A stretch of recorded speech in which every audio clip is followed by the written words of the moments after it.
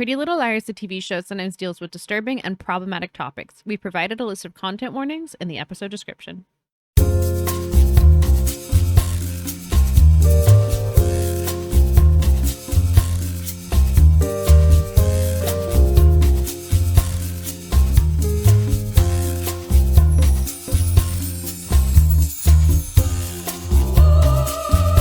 To Dead Ends. I'm Emily. I'm Brenton. And we have 2 new episodes from season 5 of You for Pretty Little Liars. That's right.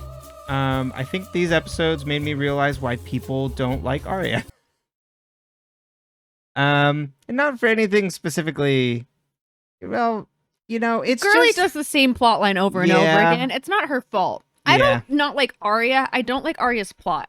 Yeah. We get it. It's love. Uh-huh. It's like, we're doing this again? Romeo and Juliet them or something. Like, good God. Right. Yeah, we were pretty close. He almost died. And yet he's back. Wouldn't that have been interesting to, like, watch Aria grapple with, like, he did this horrific thing to me, but also I loved him? Uh-huh. So I think the writers are cowards. They're cowards. About killing people? Or killing him off or keeping him as a villain. Mm-hmm. People loved Ezria. Right. And I, at like that younger age, prefrontal cortex, before it finished doing its thing, melded together, I was like, yeah, you know what? It's love. And then I'm like, ew. There's just... When you're on the other side of 25, you start to get real creeped out. And if you're younger and you got creeped out, good for you. And like, good job.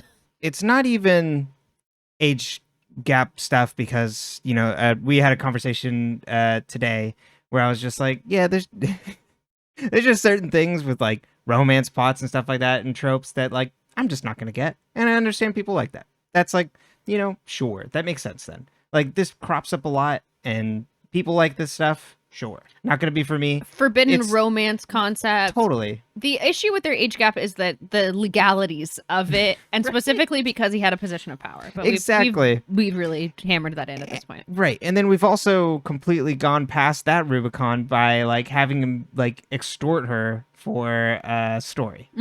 And lie to her the entire time. So don't you see how that's so unforgivable? Yeah. That's so unforgivable. And then he picks it back up. Right. And then he's like, oh, I was doing it to like help her. But like you were still going to sell the book. You had the advance. You broke up and then you had the advance still. Uh-huh. And that trash. And he's even still lying to her now about getting rid of it. Because he confesses to Allie, he's like, well, if I did, you know, as if he had like a legal person present. He's like, my lawyers advised me to say that if I did happen to have a full manuscript and those were extra pages did happen to exist, it would only be to help Aria. And or it's his like, evidence and stuff is what I assume. So it's just like, you know, characters are not real people, so they're going to be doing that. Their stories and characters are going to do things that like people wouldn't normally do, and as part of like a wider like either tropes or themes or like playing with the story of what you're going to do, and like that's fine. We don't need to condemn them, but the lack of character growth in this is just so like it's the same thing. Buckle up, baby. Yeah, I know. I wanted to throw the laptop at the TV, but it was your laptop and, you know, our TV, don't. so... We just got that TV. Yeah. That's where I keep my story, where my characters don't do things like that. Right. And I also think it doesn't help that these episodes are kind of down episodes in terms of interest. They're kind of boring. Yeah. Without, like, having a real credible A thing going on, the melodrama is kind of stagnating. Well, and so, okay, if you wanted to do this whole plot line about how this group is planning to get Alison, you needed to do it. Yeah. You didn't need to drag it out. No, and yeah, it's... What are they doing? Exactly. We just keep getting these vague threats, and we don't even know, like, are they the ones posting on her social media feed?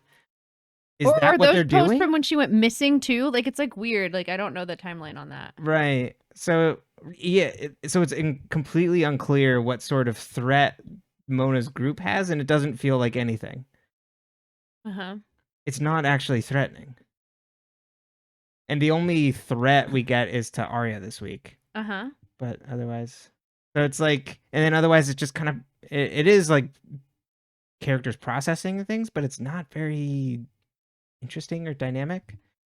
like on paper, I would be like, oh, Allie having to wrestle with coming back using the skills and old habits that she had to survive have now resulted in repercussions where she can't move past where she's at because she's caught in a lie.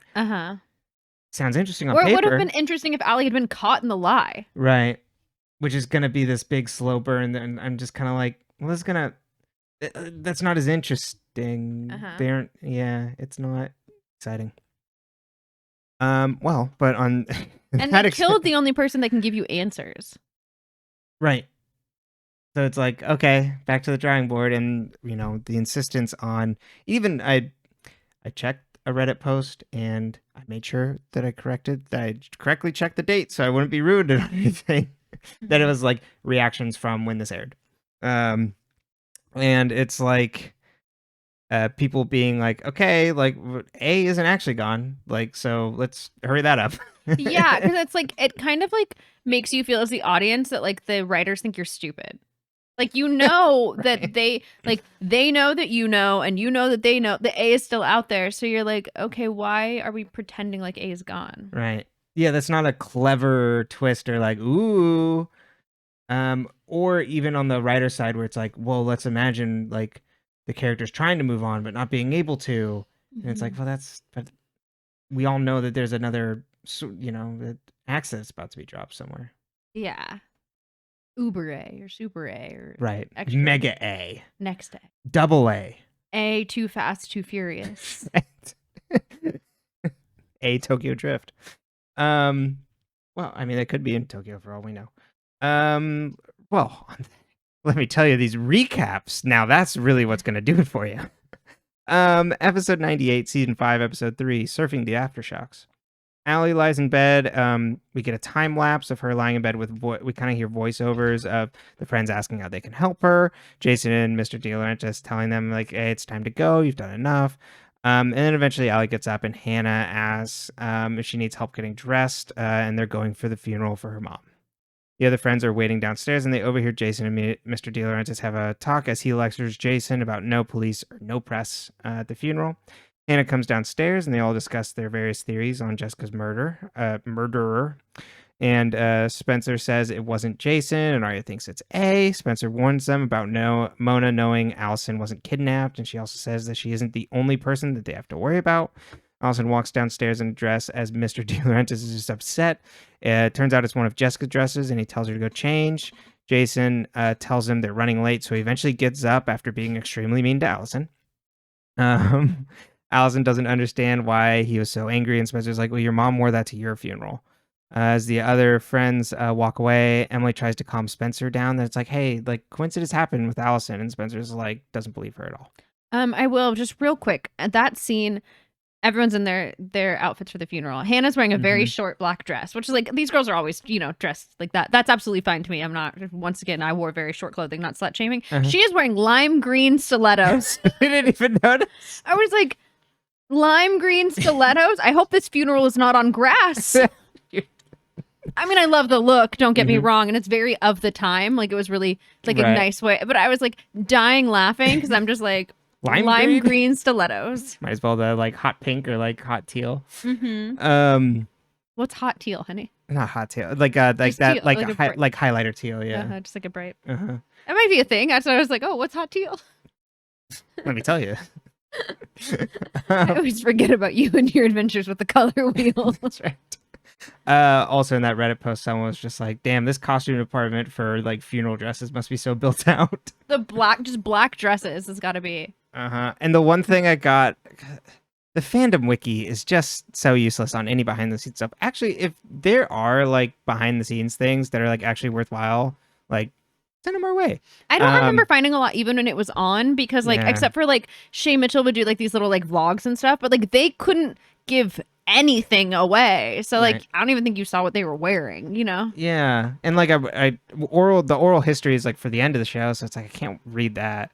And all the stuff we've seen is like very like, oh, here's our day on set. Like, ooh, isn't this exciting? But you don't really get like details about production. Like, nothing worthwhile, it kind of seems. But so if anybody has anything, please put out a call. The four friends minus Alison talk to the principal. He says he's happy they're back at school, but things will be different. School can protect against the press, but they can't like protect them all the time, pretty much. And he asks them to keep disruptions to a minimum. And it's like, you won't even know we're here. As they walk to class, the friends are all upset about Shauna's death, and Spencer pleads with Aria to close the loop. Or close up the loose end on Fitzs, but she doesn't want to like anything to do with him.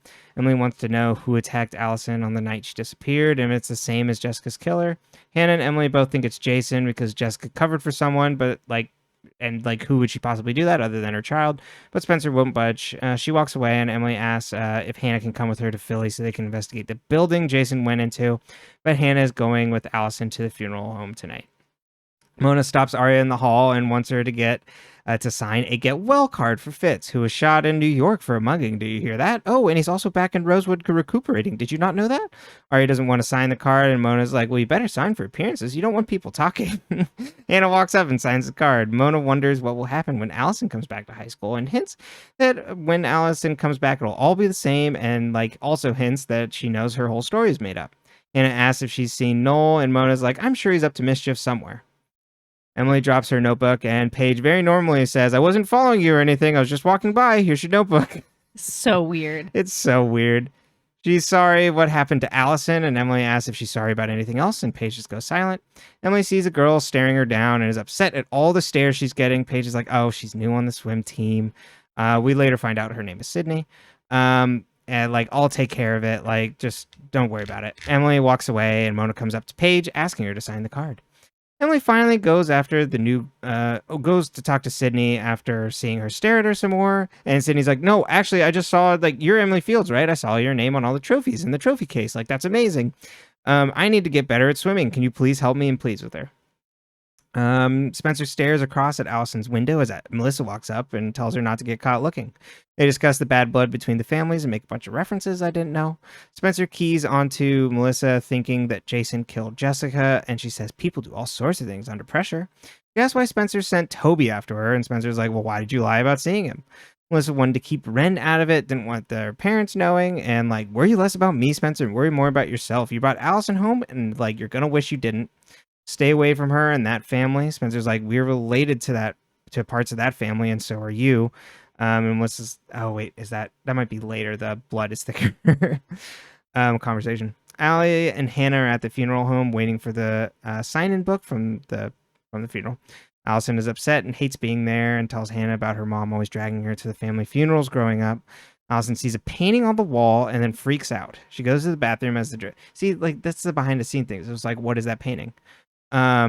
She goes to the bathroom as the director comes out and hands Hannah the book and apologizes for being out of town, but it would have been so nice to pay respects to your mother and all those things. Allie comes back out and then greets the director, and he apologizes for mixing up Hannah and Alison. And Allie's like, oh, it used to be easier to tell us apart. Yeah, welcome back, Alison. Thank you. Flashback, we see a missing Alison poster as Mona comes up to talk to Hannah, asking how she is. Hannah hides extra cupcake wrappers. Mona says 2 months is a long time. The longer they're gone, the less likely they'll come back. Hannah comments on her no longer wearing glasses.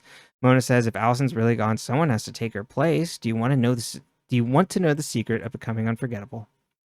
Back in the present, Peter looks out the backyard to see police tape. It's an active crime scene at the moment because that's where they found Jessica. Spencer comes in and wonders what happens when the tape is all gone. And Peter's like, well, we could sell the house. We're just finished with that family. Spencer says, well, we'll always be connected. She wants him to stick up for Jason for any suspect. But he says, if the police aren't looking in this house, the better. Aria goes to visit Fitzs, but can't bring herself to knock. She goes to leave as Fitzs comes out. He's walking around with a cane and tells Aria about his new healthcare professional coming and seeing and helping him. He says, sorry for coming back here, but I have nowhere else to go. Aria asks if he knows everything that's happened with Alison. Fitzs says, I only saw on the TV. And it's oh, did you all agree on that story? Aria says that's the story she told, and we have to live with it for now. He's like, oh, I thought Shauna would kill Jessica, but the timing's all backwards. I knew Shauna was after you, and I knew it when she was, when I saw her in New York, wearing what she was wearing. And then asks Aria if she's seen her. Aria says no, and he's like, well, you need to be careful then. Aria goes to leave, and he says, thanks for coming and letting me see you. And she's like, yeah, I wanted to see you.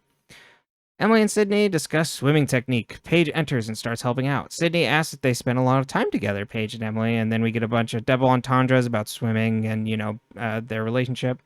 Sidney leaves to change, and then so does Emily. Mona sits alone at a table as Hanna sees her and has a flashback.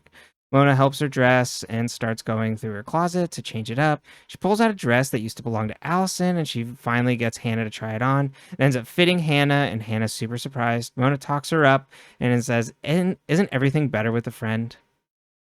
Aria and Alison meet in the weird shed thing that she supposedly hid out in and discuss Fitz's information and not knowing about Shauna.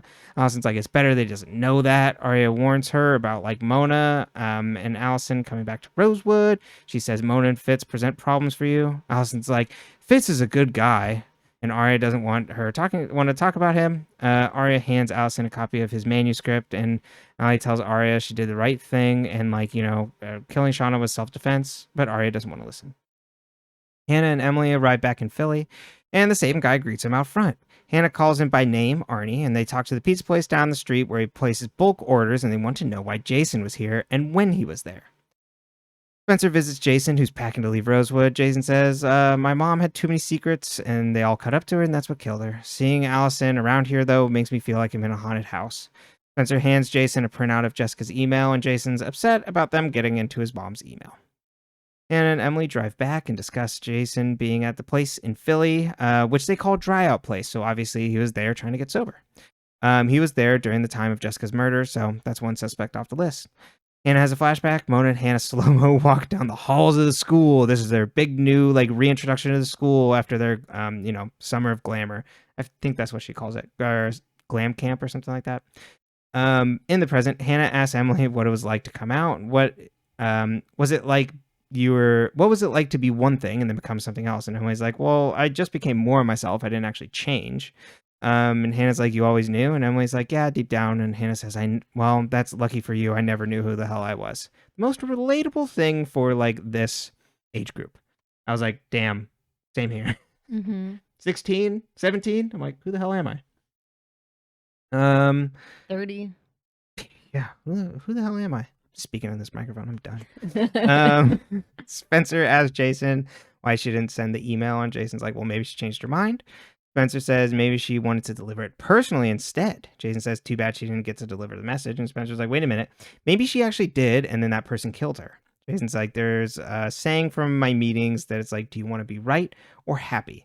Get out of this while you still can. And Spencer shakes her head no. She's like, I want to be right. Jason's like, well, you can't trust him. And she's like, who? And he's like, our father. Alison visits Fitz and thanks him for saving them. He's like, why are you here?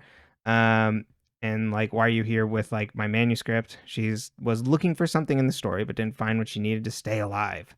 She says, there's more, isn't there? You didn't destroy all of it, did you? Fitz says, the only reason I wouldn't burn it all is the possibility that it would help Aria. Ali says, you better keep it in a safe place then. Fitz asks if Aria knew she was coming here, and Alison says no. He tells her to go tell Aria about this, and she asks, oh, absolute honesty? And he says yes, and Alison's like, well, I hope it's enough. Which I love. Yeah. Ali has the best one-liners, and never mind. You know what? I'll keep my opinion on Ali as it go. We'll discuss it later in later episodes and how it of how she changes now that she's back. It's not always as zippy, Mm-hmm. And I'm like, I like when Ali's zippy. I think there's a way for her to be humbled and empowered, and I don't know necessarily if they do that well. I think this is a good example of it because it's much quieter of this is a good way to be humbled and empowered, but I don't think that they keep that for her. Oh, got it. She's either wearing her mask of who she was, or she's just crying in her bedroom. You know what I mean? And I'm like, no. Yeah. Got it. She's cooler than that. It kind of seems like it's heading that way. Mm-hmm. She's damaged, quote unquote. Emily and Hanna arrive at the brew. Hanna sees Mona and goes to talk to her. And it's like, during our summer, you knew Alison was alive. Mona says the point was that she was gone. Hanna says you changed me instead of helping me. Alison was gone and you wanted her back. Mona says you didn't like being hold on, you didn't like the being old you, just same as me. If I didn't give you the upgrade, who would you be? Hanna says I'd still be me. And Mona says, and who remembers her? Not even you. Spencer talks to Aria about her discussion with Jason and him hinting that Jessica was writing to Peter. Spencer says she didn't kill the girl in the grave, but her parents still aren't convinced. Spencer asks how Aria is and if she can help. Aria wants to make it, so Shauna thing never happened, but it did.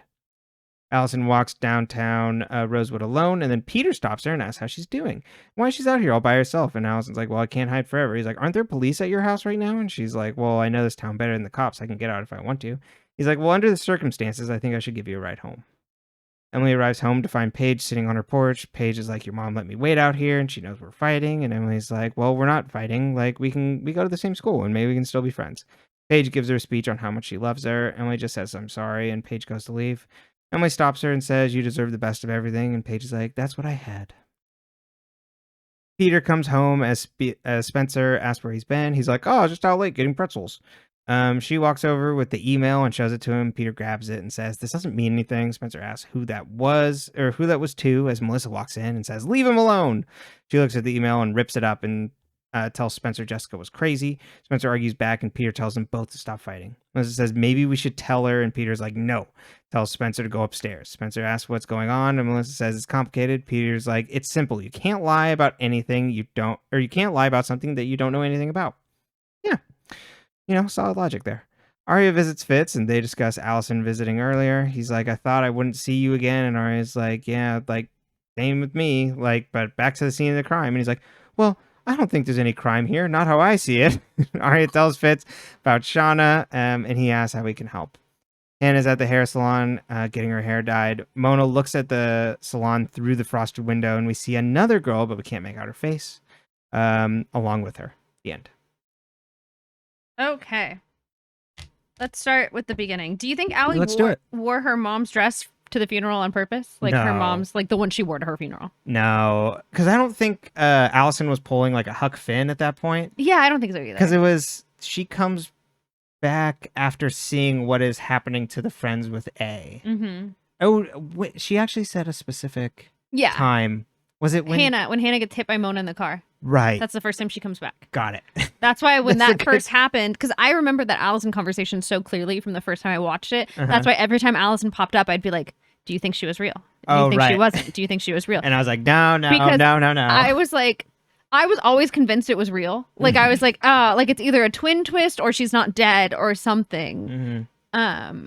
And then, so I thought it was funny that you were so adamant. It was like the one twist I saw coming, right. And you were so adamant that like that she hadn't been there. Me, the David. And I'm like, she's leaving physical evidence. Like she left lip marks on the cup. Yeah. She left pills, like, or she took pills. Like. Me, the David Lynch fan. It's all a dream. It's all Don't take it so literally. Yeah. Why is everyone so convinced Jason did it? Like, I know. First reaction, something happens. It was Jason. It's fucking Jason. I know he's the red herring. If he had like slightly like redder hair, Jason fits that description to a T. He is the red herring. Everybody's just always so quick to point him out, and it's like this has happened before, people. And also the poor guy was literally at some other like sober facility. That, God knows why he didn't want to go to the other one. Or it seemed like actually it was related. Or maybe he went to like go hang out with like people that he knew from there and they were all getting sober together. Like I didn't really know like what was going on. Like it's not my business. I don't really care. Right. I mean, I care that he's happy and healthy, but like it's not my fucking business. Right. That's how I feel about Jason. But every time Jason is doing something, it's always just like, yeah, I was trying to like sort some things out in my personal life. I was trying to better myself. I'm sorry. Right. Or like I was in a really rough spot and just being self-destructive. Mm-hmm. So yeah, all y'all can step off. I also lost my mom, so let's not blame And at least me. he's not drunk crashing cars again. Right. He's just going to some weird building in Philly. What do you think is happening with Paige and Mona? And how is that going to impact Emily? Like, Paige isn't fully in, but she's in, but she's not in? Mm-hmm. What's the... Right, like her weird stance, and then she, kind of informs Emily in the next one. So then is Paige, like, operating alone? Or is she part of Mona's group, but playing both sides? Because she can't hurt Emily? Right, exactly. I think that's what it is. I think she is... as she's coming to Emily in the next one, it is like, well, I can't give them up, but I can't let them hurt you. So it's like Mona is like, you can't play both sides. You can't be Switzerland. Paige is like, bet. Yeah. So I think that's just going to end up like horribly for Paige. Yeah. As with everything Paige does. I'm pretty sure it's the mid-season finale is like the last time we see her. And then she comes back later, I believe, after the time jump. Because as the actress who played her said in an interview now, we know that she was brought into the creator's office and was like, we really love you. You need to go get help. And then you can, hopefully we can bring you back. Come back. And then they did, which I like. I like that they made good on that, Totally. It also, I think, really shows you, for people who were Paley fans, that's what it was. Yeah. Paley fans. I saw it the other day and I was like, oh, yeah. Paley, that's much better. Paley, like that it really wasn't a haphazard relationship. Like it wasn't like because sometimes it feels like it's less developed than the others. Yeah. Because of the way they use Paige as a character. Yep. And I think it shows that there was like a lot of thought and intention behind that relationship. It just wasn't. It didn't always necessarily play well. No. With how they used her. Because it's always one-sided of like Paige just being like, but I love you, and then Emily mad at her for one reason or another. It's almost like they took the Maya-Emily relationship and they flipped it. Where like Maya was the runner and Emily was the chaser, and this one it's like Emily's the runner and Paige is the chaser. Yeah, it's Maya was more reciprocal, I think, than Emily even. Yeah, exactly. But I think it's also because it's the whole Alison of it. Yes. How does Emily feel about Alison, Mm-hmm. That plays, and then Paige is like, she made my life horrible, but I love you. Mm-hmm. And it's like, I don't, yeah. So that's where I think it was a couple episodes of just like, you just gotta leave. You just gotta get out of this. Yeah, Paige, girlie, you're not in a good spot. You're gonna find someone else so much better. So much less, and you wouldn't be involved in all these schemes. Yeah. It's the schemes of it all. Though I do think it was wrong that Paige reported Allie, but Paige didn't know. Once again, you get the whole, she gave the hint to the police. And yeah. Like, she didn't know. Exactly. You can't be that mad at her. She's young. We can forgive her for being a snitch. We'll watch it. Exactly. What is Allie looking for specifically in Ezra's manuscript? Yeah, because it's like something to like help me stay alive. So it's something they would both know. So who hit her? But why would Fitzs know and not tell Aria? And maybe, or like, that's my thing. Is she looking for clues? You know what I mean? Like, does he have information that he put in there, but he doesn't have the perspective to see it? Does that make sense? Yeah. Do you think it could be like something related to her mom? It's like, do you have anything in here about like what my mom was up to? Mm-hmm. And he maybe doesn't. Like, I could see Fitzs not actually having the information rather than it being hidden away for Aria's sake. Which it's so annoying that he has like some other piece of information that he's just holding back from her. Holding back because it's less that he's like, it's less the relationship of it and more it's like, well, this is intentionally the writer's holding back for something and like dangling the carrot again, and it's just like, oh my god. That's how this show started to feel when you watched it, because also you were only getting it in like a weekly installment, right? And you're getting like, these are carrot dangling episodes. You got 2 weeks of just carrots. Yeah, this is where where's the rest of my meal? Yeah, totally. And it's funny because like you'd think Allie being back would be really interesting. I will say I was reading the synopsis for the next episode, and because I thought, like, I was looking to see if it was the one I thought, and I was like, oh, I think this one's like a good one. A good one. Yeah, episode 100. So hopefully it is a good one. But yeah, I'm assuming she's looking for something related to her mom and why her mom would do that. So that would helpfully point to the killer, who would be potentially after her, who would presumably, as she thinks, went after Jessica. How can the girls possibly think that Mona doesn't know about Shauna when she's making all these fun comments like shoot, metaphorically? Right. Like all that, like Mona has to know. Mona is making it painfully obvious that she knows. Yeah. Because that's and Mona's everyone's MO. like, Aria, you're wrong, girly. They're gaslighting Aria really so are. hard. It's really bad. And I think that's what makes her character like kind of redeeming. Like, it's like she has the worst plot lines and some of the worst friends. Like, if you really think about the way they treat her, you're like, what the fuck? fuck? Right. Like, no wonder she doesn't tell them anything. Right. Exactly. Yeah, she can't rely on any of them. Yeah. And not in remotely the same way. No. Spencer's judgmental. Uh-huh. Hannah and Emily are absolutely stubborn and are never going to admit that there's something wrong because they don't want it to be anymore. Right. Exactly. So you just get this like, unless it's like, oh, Jason did something that they're in agreement on. Yes. So yeah, you know, that makes it more, you know, it's understandable why she then goes back to Fitzs. Yeah. Like, who else does she talk to? Yeah. She doesn't have anyone else. No. And like, and I think that's what makes it would have been more interesting to me. And I will say, at least she's not like back with him romantically. Like, it's not like they immediately ricocheted to that. I think that's kind of important. But I wish they had done something with like highlighting how isolating it feels. Like that you can have friends and not be able to turn to them because of how guilty you feel. Whereas like really Emily should be the person who's like, and Emily has tried to comfort her. I'm not like, it's not a critique of Emily's character, but like, like how she's letting herself feel that way. And like how she doesn't feel safe to go to them or like supported to go to them. And like, this is the person she wants to go to. Who has, she feels extremely uncomfortable about doing.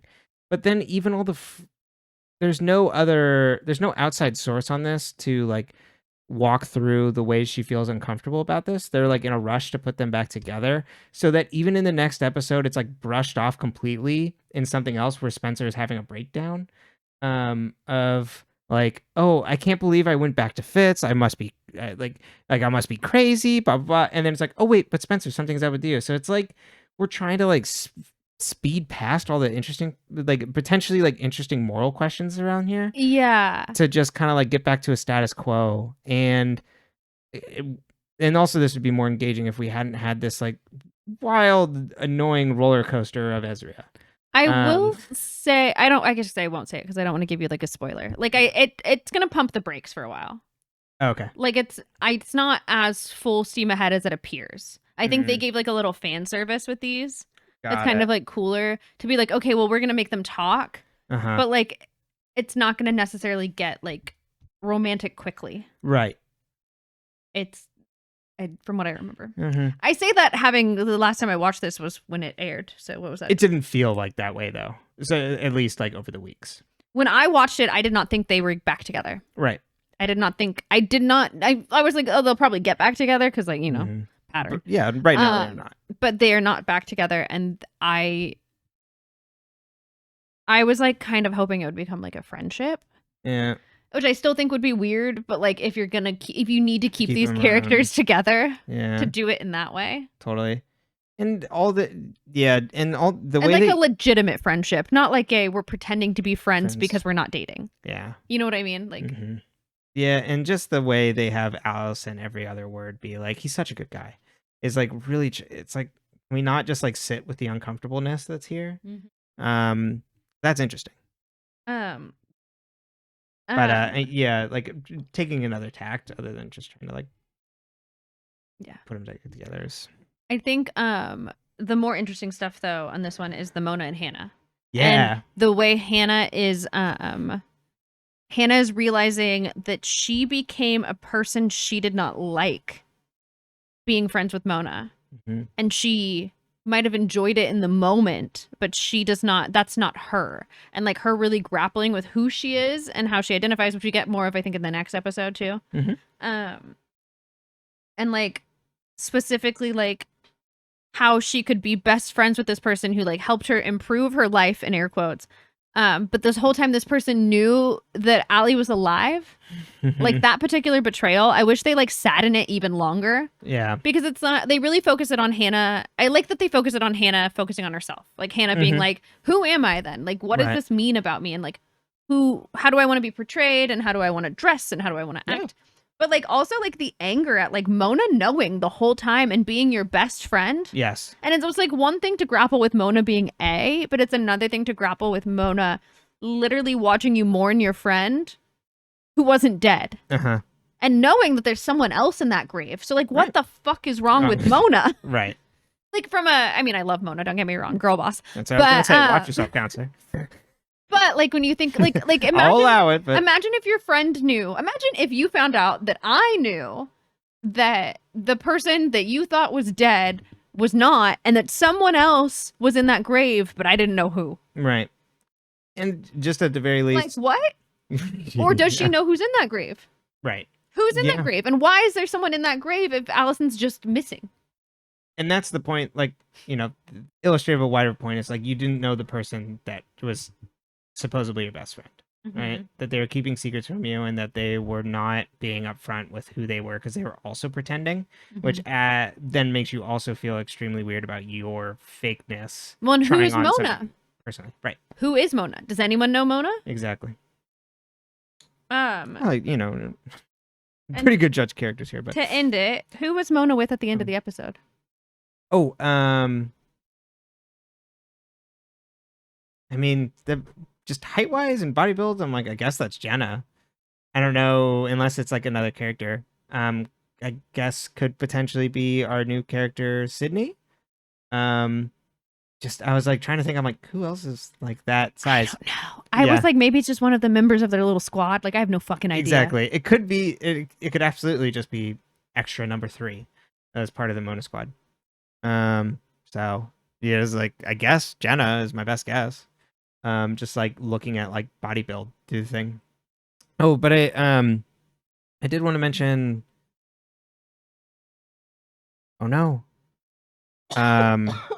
With Mona. It was regards to Mona.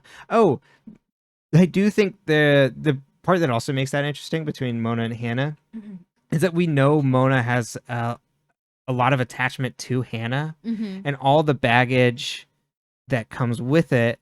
That we know that even if like Hanna is now seeing this, it's like you just made me up as Alison. It's like, no, she wanted you to be. She chose you to be her partner as she became cool. Exactly, as she modeled Alison. Like she wasn't trying to mold you into a specifically another, like not another Alison to like replace Alison. It's like as in we're both going to replace Alison in how she used to be. We're gonna fill that societal gap, and we're gonna reap those benefits. Exactly. Together. Yeah, right. That it was always a friendship there. That she had chosen Hanna to be that. So. I'm hoping we get more. Fucking creepy. It is. It totally is. It's there's a lot of baggage in there, and my Mona blinders on, being like, I mean, like whatever, just like be friends. You could get over it. But and also the way also my affection for Mona as a character made me misread those scenes so bad before Hanna has the thing. I was like, oh, this is either about Hanna being like, you know what, like my horrible friend is back. What about all these good times I had with like that person that was really close to me and my friend? Or I was also you mean the one that hit you with a car? Before that, it was before then. And then I was also like, is Hanna trying to, when she asked Emily about like, when did she know essentially that she was a lesbian? It's like, is she trying to figure out if she's in love with Mona? I would laugh so hard. You were like, I was like, no. Hannah's trying to figure out who she is. And I'm not saying it wouldn't also be like a sexual identity journey. No. But in this particular instance, that was like, you were picking up clues that weren't put down. No. But like you can see like the way that Mona goes out of her way is like, isn't it nice to have a friend? Isn't it nice to do things like she's doing it together with her as like we're in the way that like high school kids view of like, we're going to be popular now. We're going to change our look. We're going to be new people. And it's like really bad way of doing it, especially as you said, extra creepy for when you think of all the baggage there. But like that type of like young, innocent way of like friends of like, we're now going to be the cool kids. We're going to come back to school together. And like think the way they hold hands through the school, like there's a lot of friendship there. So that's what I was reading. It's like, oh my God, I have mixed feelings with my tormentor being back, Alison, and like also my other tormentor, but was also a much closer friend to me during a time when I was like feeling bad with with Mona. Mhm. I thought there was more. There probably is, like, you can definitely still read that, but like the way Hanna and the plot line is carrying out is like, I need to figure out who the hell I am on my own. Yeah. No, Which is still strong. I would love a Hannah Mona like relationship. Like, don't get me wrong. Like, I think that would be great, but I don't think that's what they were writing in those scenes. No, I don't think so either. I like it as a concept. I would watch it. Yeah. But unfortunately, I don't think that's what you're gonna get. I was like, don't get your hopes up, baby. I don't think that's the path they're taking. But I do like in those scenes that you can really see that. What she gets with Mona so that Caleb would come back. Like, how are you plotting this? Caleb comes back and she goes, well, isn't this weird? Like, I have to figure out, like, this guy who left me and I still have affection for, but I'm now with Mona. And he's like, why the hell are you with Mona? Because he hates Mona. And it's just like, well, like, but we've had some rough times, but like, maybe she's turned around and like, I do have affection for her. She's always been there for me. Like, not like how you have. You've been gone. Oh, when do you think we'll get Caleb back? Oh, actually, I already know next episode. Oh, you looked. Because I was looking at the production stuff. The picture is like, he's in it. Yeah, and I was like, oh, it's like Tyler Blackburn comes back for episode 100. It's like, oh, well, okay, good to know. But at least I like the exploration that you can kind of see on the screen, the juxtaposition between the friendships between the two. Mm-hmm. You can't call them equally toxic, but both toxic people in her life. Who's worse? Mona. Okay. I was like, I just wanted to make sure. Sometimes you have your Mona blinders on. And so I was like, yeah, Alison's a really bad person. Don't get me wrong. But Mona hit Hannah with a car. Okay. But like, if you're going to have a friend between the two, stick with Mona.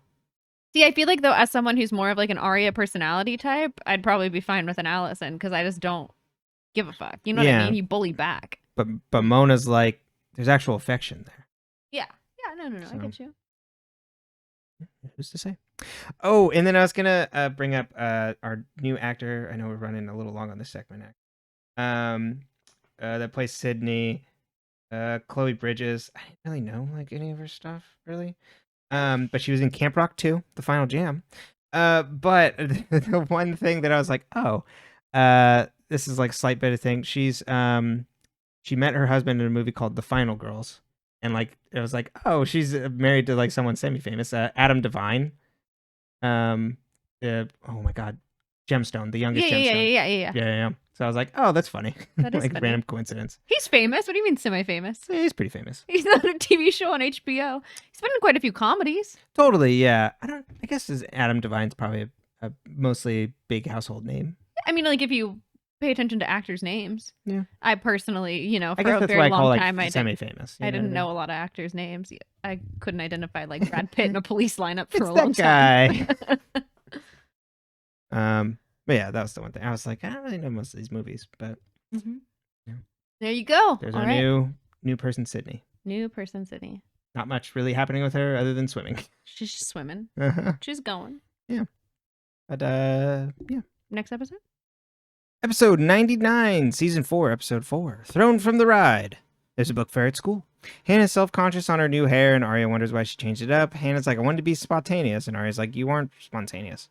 Hannah finds a copy of the Scarlet Letter that belonged to Shauna. Aria digs through it and finds this passage underlined and is like, this is about her being A.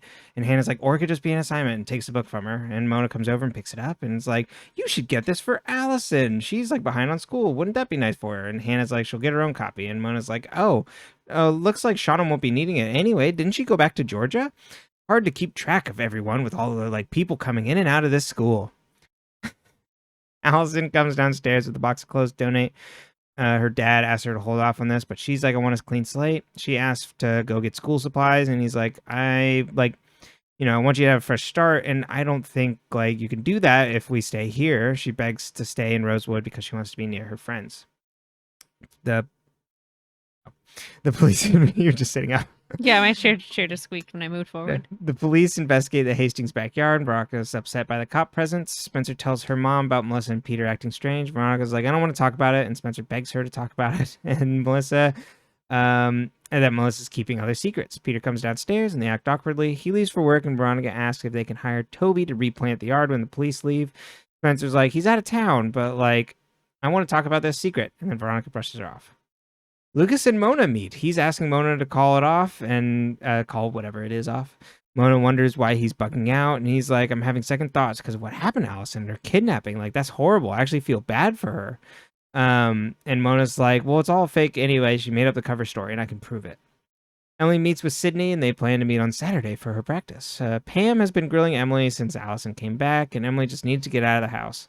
Sidney says it's natural, though, for your mom to have like questions about all this, and Emily then gets a call from Alison and ignores it. She goes to leave and accidentally runs into Paige, and they awkwardly go around each other. Aria, Hanna, and Spencer eat lunch out in front of the school to get away from students, but they find that everybody is still watching them. Emily comes over and they see Mona watching them also. Aria's freaking out about her and thinks that her actions are all about Shauna. And it's like, no, it's just all about Alison. Don't worry. And they all like discuss like everyone grilling them about Alison. All their phones go off to a text and they freak out and they're like, oh no, it's not A, it's Alison.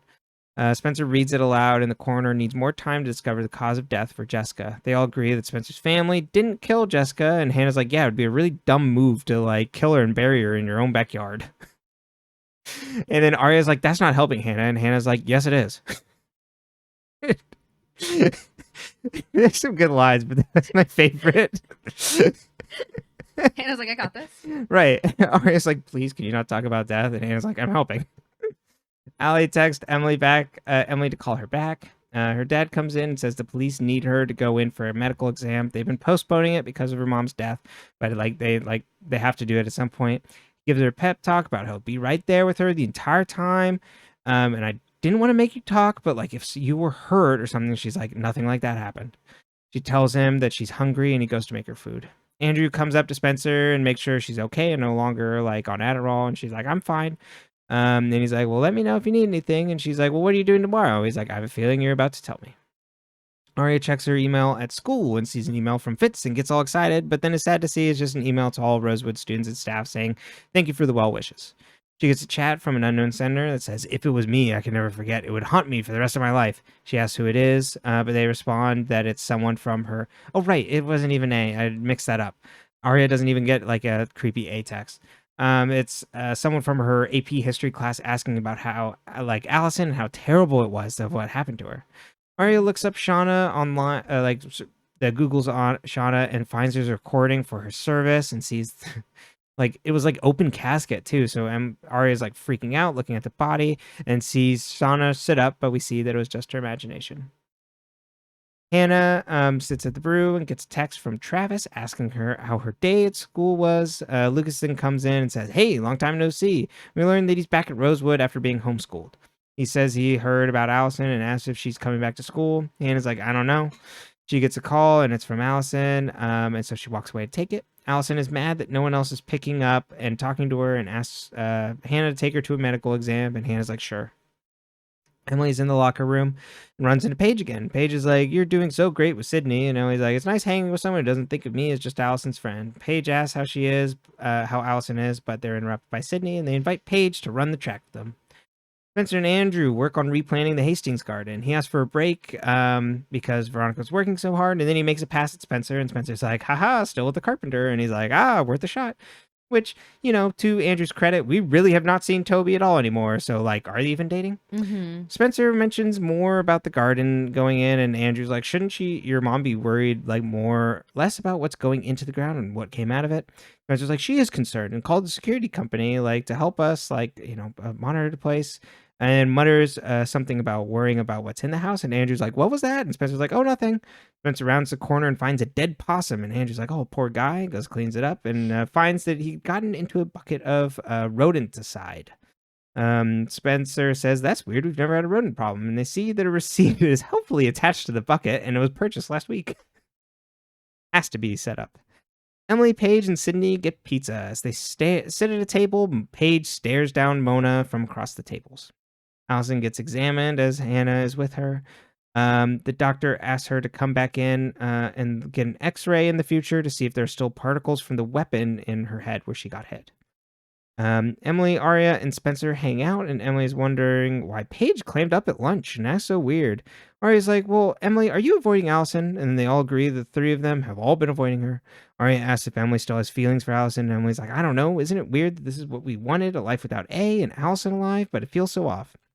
Aria asks if Emily wanted to know more about Nate after, what happened. Emily says she received a package from his mom with a bunch of his stuff, and she really studied the contents in his writing and put herself in his shoes. In her his mom's shoes, right, of missing. Yeah, there you go. I was like, no. Got it. Misunderstood there. I'm like to try to kill me. Yeah.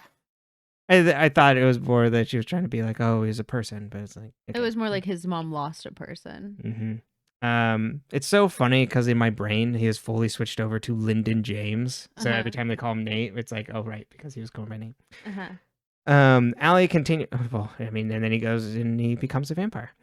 On Vampire Diaries. Yeah, I think he died already. Yeah, I think before he was even on this show, I think. Alison continues to be undergoing the examination. And the doctor finds an injury on her that wasn't mentioned. It looks like it's like a scar from like a blade or something. You could really see that it was like a cut.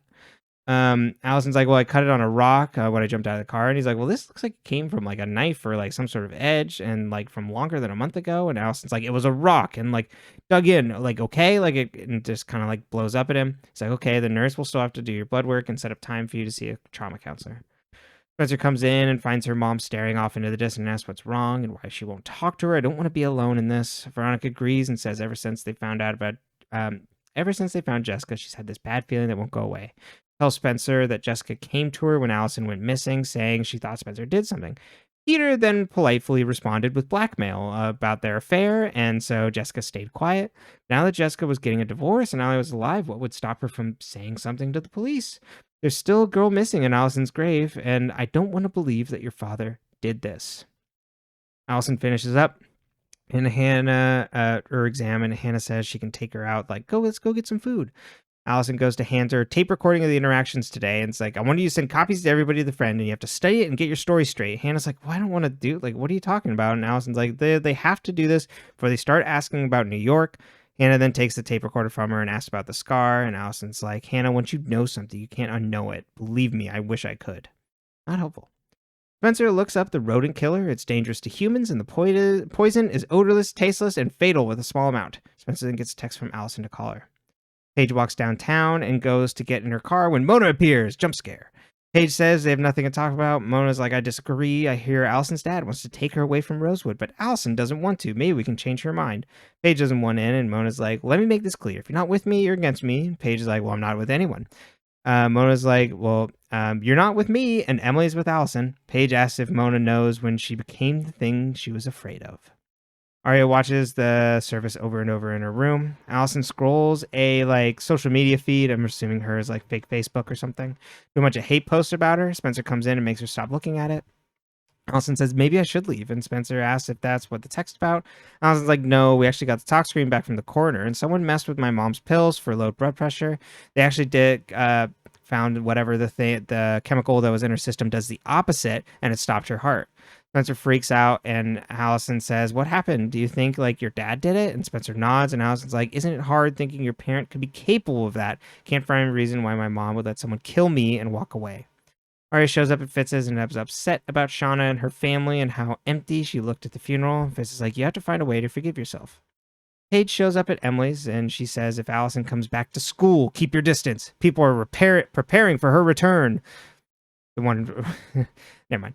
I'm not a part of it, but I'm not going to out the people who feel like protecting themselves. As Paige leaves, Emily sees a rustling in the trees. Aria calls to make a donation to Shauna's family, and Fitz comes back out, and he's like, that's not, going to help you. What are you doing? You have to forgive yourself. By doing that, you're asking them to forgive you, and do you really think, even if they would, that's not what you're trying to do. I know this isn't easy because this is what I have to tell myself every night. Once you found out the book, I would lie awake hoping you'd forgive me, which I knew might never happen, and I had to be okay with it.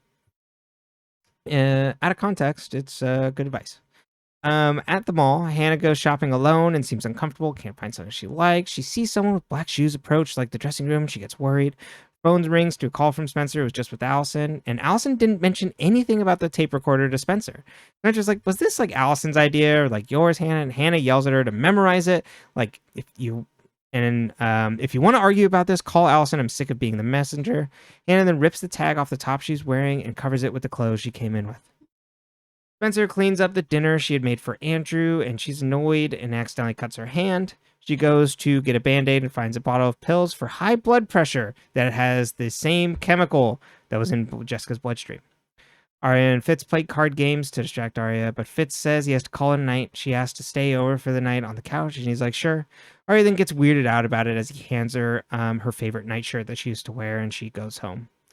Alison shows off her school backpack to Emily and that her dad is coming around and her staying, and Emily's like, well, maybe it'd be a good idea for you to go. Alison's like, well, you've convinced me to like walk into the police station so I could come home. I'm going back to school, and if we stick together, everything will be fine. Did you get the recording? Emily's like, yes, but this is the last time I'm going to do something like this. I mean it.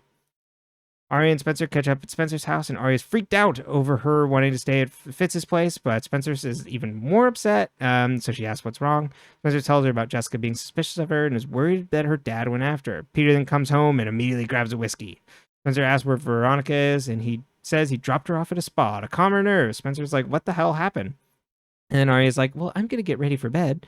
Peter says police came by and Veronica snapped, but lucky he was there to keep them from pressing charges.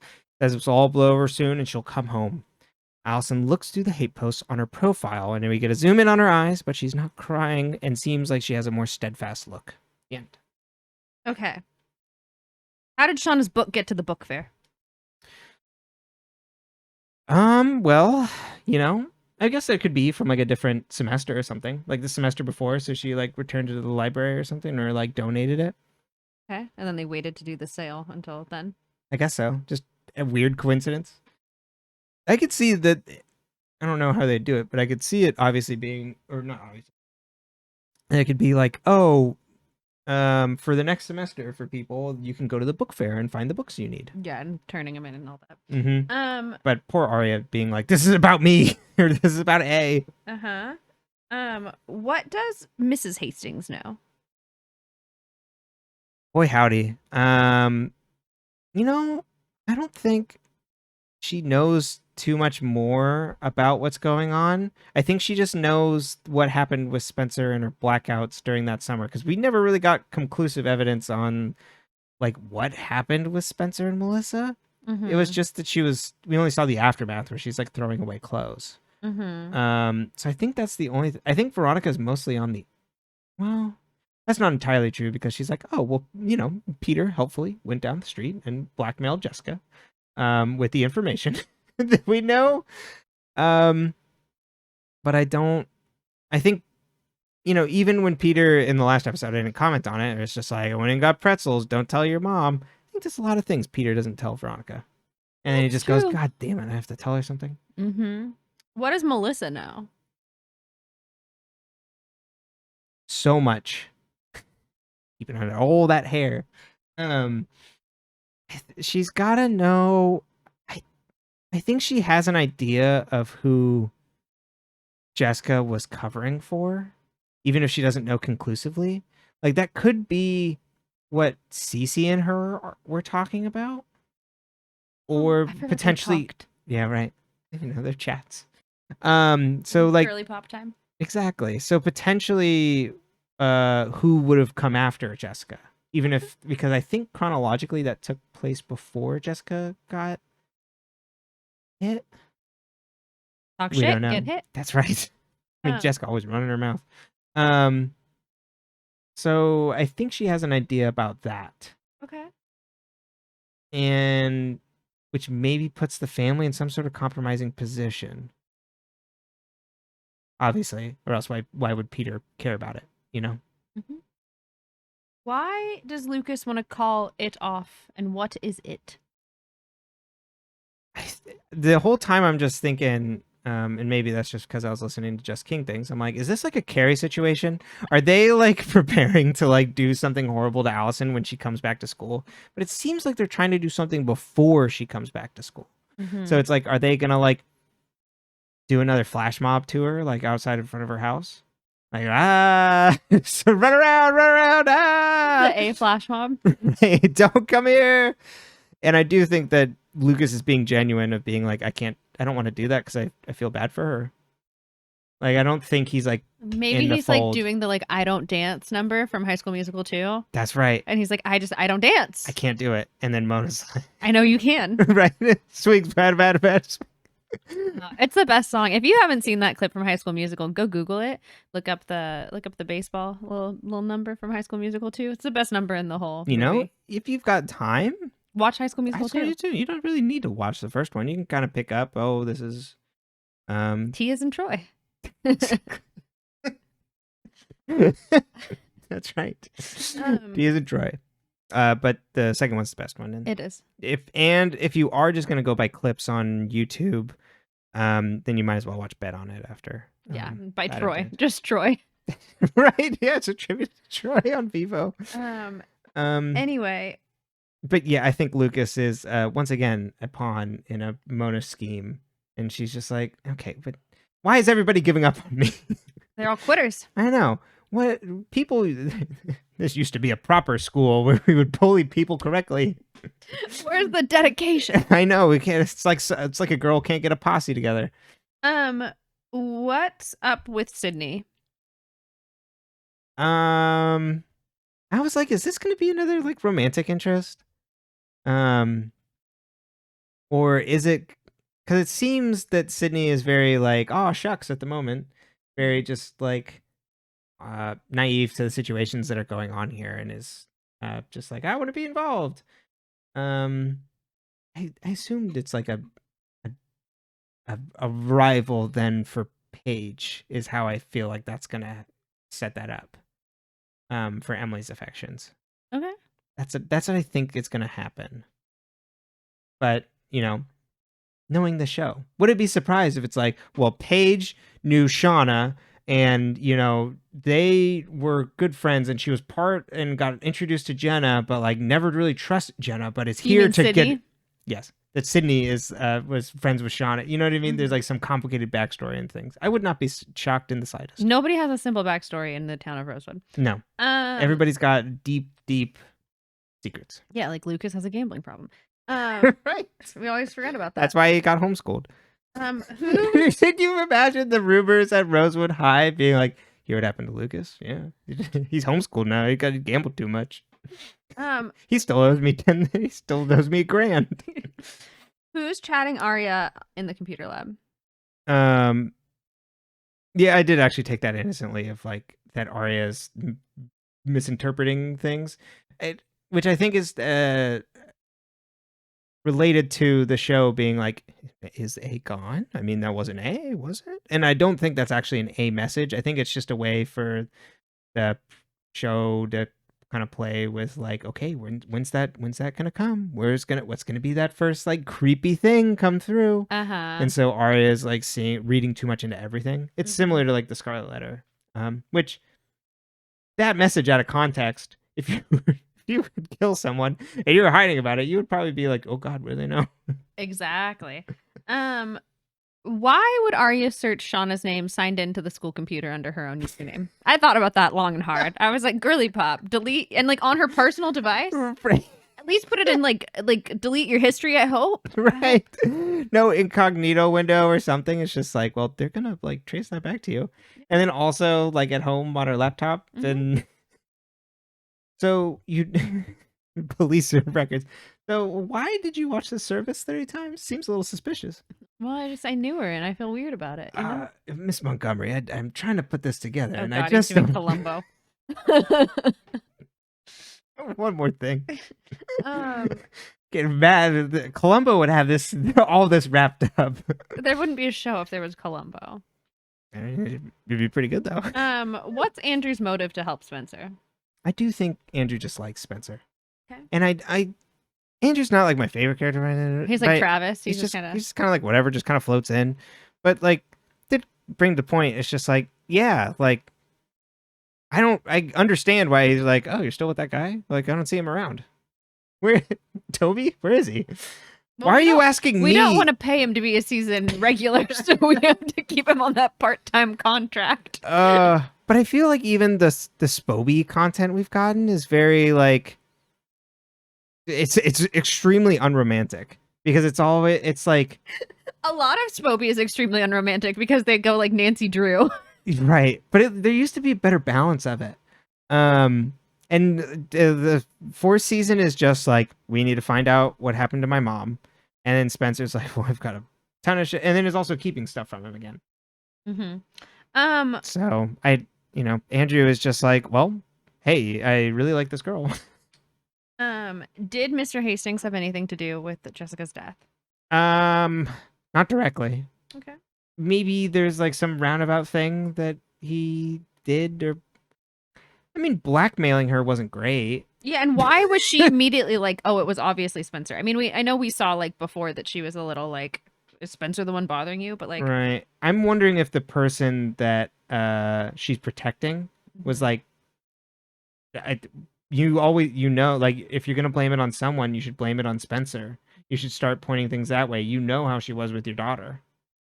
Whether, or if it's not Jason, but if it was Jason, like my sister, that's what I wonder, if the person that she was protecting for was pointing in the Hastings direction. Which, like, fair enough. The Hastings are sketchy. Oh yeah, they're rich and sketchy too. Peter is sketchy, and everybody else is just like, well, it's fine. Melissa's sketchy. She is. She's very sketchy. I know you have a soft spot for a girl boss. No, I don't. But Melissa doesn't really factor in that way. Melissa's very sketchy. Well, because this will play up into theory corner too. The whole Toby London thing is very off. Is intentionally off. But I think also in other ways they maybe look bad for Toby as well. Which I hate to say. Who and or what gave Alison the scar on her leg? You want to know how I got the scar? Yeah, and why? This is like that part of like, why are you friends with her, Hannah? And she's treating Hannah horribly. And she always treated Hannah horribly. Like, Alison's back and she's being the exact same. We get a really good Hannah line at one point from Alison. I want to say at some point at this season, like soon, where like Allie's with her and she's like talking about how she's like everywhere and like invading her space, and like how even like she's like, my doorknob smells like her, or something like that. It's like such a good line that you're just like, yeah. Yeah. And then how Alison is like, yeah, it used to be harder to tell us apart. Thanks. But sorry, what's the original question again? Who and what gave Allie the scar? Because it just made me think, it's just like, why not tell her? So why wouldn't she want to like say anything about that? Hannah doesn't know the truth. She can't mess up the story. Right. That she's still like keeping things from her. That makes sense. The same reason that Peter's just like, well, I can't tell you, so then you don't have to lie. Mm-hmm. No, that's a theme. Exactly. The inverse of this is, in the ways that this is used like positively in fiction, is I was watching Star Wars Rebels, and it's just like, well, if one of us gets captured, you can't know who our contact is, so then they can't be found out. Mm-hmm. So I should be the only one that knows. This made me think of it, like, oh yeah, I like that show. So you don't know. I have no idea. Okay. Long story short, I don't know if Mona came after her with a knife and was like, stay away. Who's lurking in the bushes by Emily's house? Oh, I'm like, is Mona up in the tree? That one seemed more likely, that Mona is like Mona is in camouflage, like has like two like sticks with leaves on it, and is just like, he can't see me. Oh my god. But I assume it's like part of that team, if not like a team. Why is Hannah stealing again? What does this mean for Hannah? Yeah, it's like it's Hannah exerting self-control again. Like, that's something she did with Mona. Yeah. But I don't think she felt in control then either, because Mona was kind of like programming how they like did their things, and Hannah was going along. I think this is another way of like Hannah feeling not in control again, not empowered. And so as she's like going through trying to figure out, she's like, I don't feel comfortable in any of these like clothes, but like I know this is like a style to wear. Like you can tell she doesn't like the top. Like she's like not really... I thought she was just trying to figure out if she wanted to steal it or not, and like that was her new style, like conflicting with her old style, which was the skirt she was wearing. I thought she was like trying to like figure it out, and it wasn't until after the call with Spencer where she's like, I'm tired of being the person getting yelled at and running messenger, that she's like, I'm just gonna fucking take it. I thought it was more like, oh, do I want this, or do I want to steal this or do I not? Not like, Right. oh, do I like it fashion wise? Just So the that's a way, good because read, too. yeah, that was like kind of like my interpretation of it. And so the stealing is a way of exerting like that control again, and she's feeling powerless. Mm-hmm. Well, and then to compare it to like Alison, who's like her dad's like, buy whatever you want, you know? Oh, right. Like a nice juxtaposition. Mm-hmm. Hannah has to steal to get what she wants. Right. Allison is given what she wants. Mm-hmm. But doesn't take it. Well, she does. Oh wait, she gets does. the She backpack. does. Sorry. Allison's a taker. Did Mrs. Hastings actually snap? What happened when the police came? Is she even at a spa? I did think she might have snapped. Maybe not at the police. And I do think she's at a spa, but not really necessarily of her own will. Mm. And he's like, you gotta, in the, like, she's at the spa in the same way that we used to, like, send women to the coast.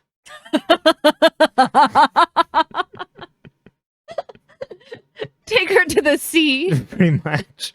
You're hysterical right now. We need to get you under control. Okay. I think that's what Peter is doing. He's like, put her up in a spa to, like, calm down. And then when you come back, maybe you'll be okay with keeping secrets. You know what or my not asking favorite questions. Peter detail from this episode is watching that bottle of whiskey get less and less full. Oh, I thought that was I really didn't notice fun. that. That's really good. Yeah, it was getting low towards the end. And so Mhm. I was like, ooh, that's fun. Yeah, no, they're doing a good job making him creepy. Mm-hmm. This one was also directed by Sadlow?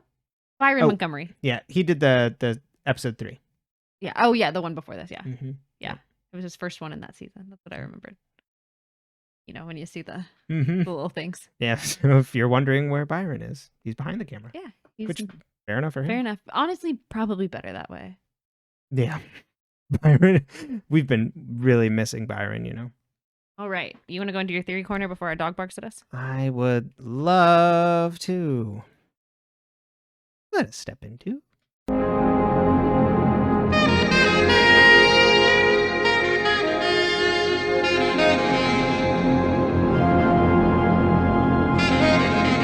Theory Corner. Welcome to Theory Corner at the station.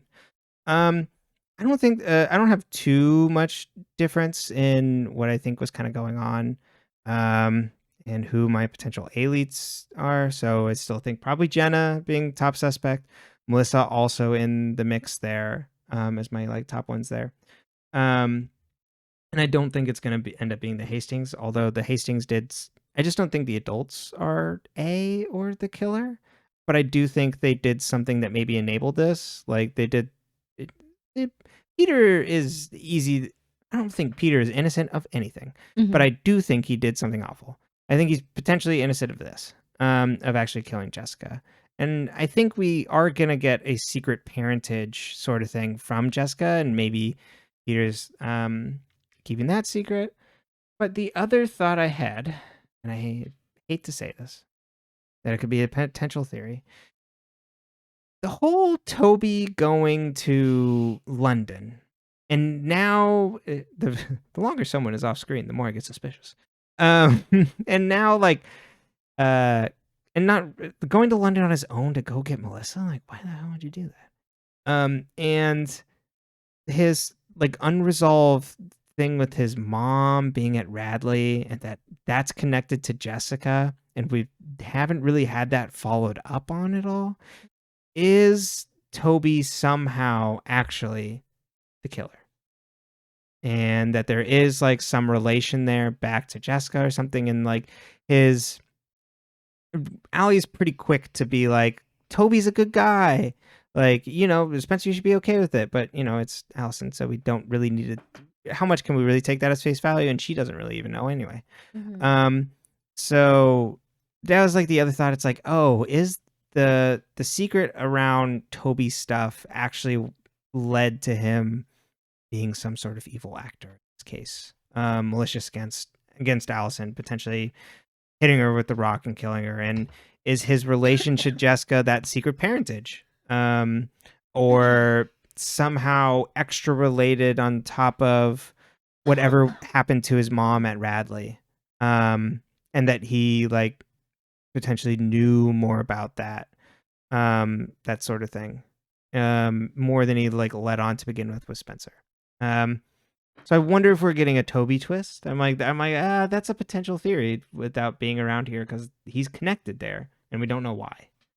Other than Jessica's on the board of directors. So like it could just be like she helped cover up his mom's murder and that's all we get and it has nothing to do with the murders. Like that's plausible. But at least right now we have the open possibility of more happening. So it's like I hate to say this about my baby boy Toby. Well, I don't say that lightly. I mean, how dare you? But also, like, fair enough. Okay. Yeah, I think those are kind of like my three for like actual big mega double A, possibly triple A. Shudder at the thought. But I'm just trying to not like twin twist or it's just like, oh, some random other person we didn't see off screen actually did this, like that we don't know about. So that's the idea. And so that would also explain who Jessica emailed and all that stuff. So I do think the email that Jessica sent is what I think Spencer's on the right track there. But I think that's kind of it. All right. Cool. Thank you so much for coming to Theory Corner. Goodbye.